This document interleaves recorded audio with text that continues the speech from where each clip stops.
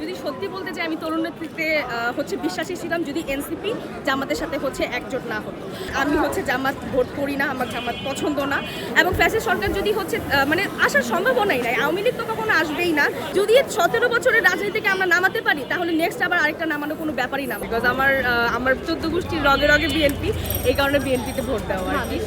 এই জন্য ধানের শেষে ভোট দিয়ে আসছি। নিজের কাছে ভালো লাগে যে বিএনপি যদি হলো ওইভাবে নিজের যদি আসে ক্ষমতায় তাহলে নিজের কাছেও একটা ভালো লাগা কাজ করবে। এই কারণে সেই হিসেবে আর কি বিএনপিতে ভোট দিয়ে আসছি আর কি।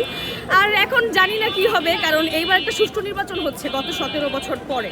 তো যে কোনো কিছু হতে পারে, জামাতও আসতে পারে, বিএনপিও আসতে পারে, anything will be happen. So we don't know about it. এখন দেখি কি হয়, আল্লাহ ভরসা।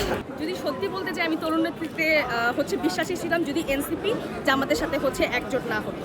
বিকজ আমি পার্সোনালি এনসিপিকে অনেক বেশি পছন্দ করেছিলাম, বাট যেহেতু ওরাই জুলাই আন্দোলনের মেইন প্রতিনিধিত্বটাতে করেছিল, বাট এরপর যখন দেখলাম যে এনসিপি জামাতের সাথে জোট হয়ে গেছে, অ্যান্ড অ্যাজ আ গার্ল আমি জামাত ভোট করি না, আমার জামাত পছন্দ না।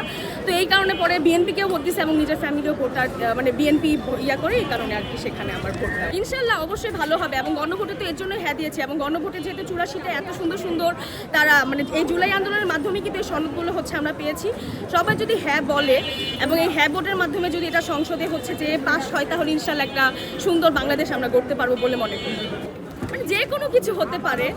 এখন বিভিন্ন জন বিভিন্ন রকম কথা বলে, এখন ওইটাকে কতটুকু ধরে রাখতে পারবে সেটা ওই প্রত্যেকটা দলের মানুষের উপর ডিপেন্ড করে যে তারা কীভাবে ধরবে। কারণ নির্বাচনের আগে অনেকে অনেক রকমের কথা বলে, এক একজনের এক এক রকমের কথা বলে যে এটা করবো ওটা করবো, অনেকে এইভাবে ধরে রাখতে পারে না।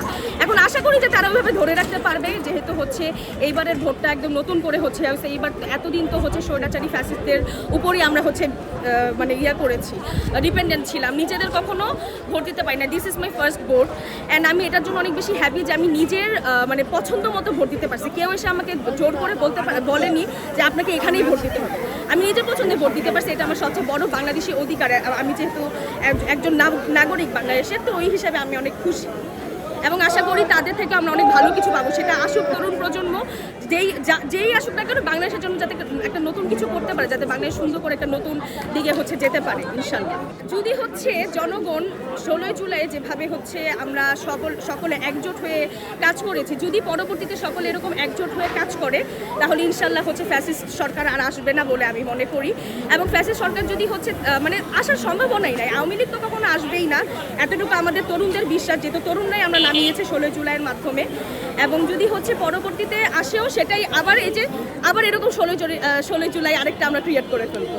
কারণ যদি 17 বছরের রাজনীতিকে আমরা নামাতে পারি তাহলে নেক্সট আবার আরেকটা নামানো কোনো ব্যাপারই না আমাদের কাছে। এটা ইনশাল্লাহ আমরা তরুণরা পারবো, এতটুকু আমাদের বিশ্বাস আমাদের।